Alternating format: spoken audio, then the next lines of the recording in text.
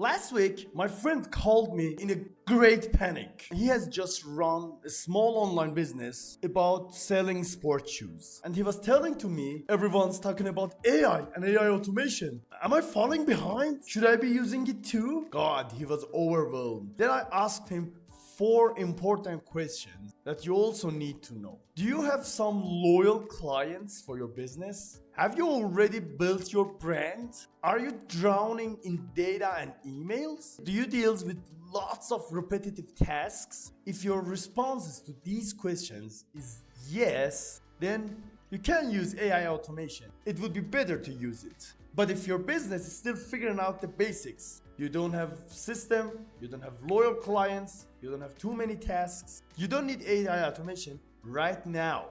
AI automation isn't luxury stuff. You should never think that I'm falling behind. Everybody are using AI and I can't. It's scary. No, it's not scary. The thing that you need just now is focus. You should focus on your business plan, strategy, and the most important one, building loyal clients. As I mentioned in this video up here, AI can't build your business brand and identity. You must build your uniqueness by serving to your loyal clients by yourself. Chatbot can't make you unique. Actually, AI is like a caffeine. It boosts what's already working.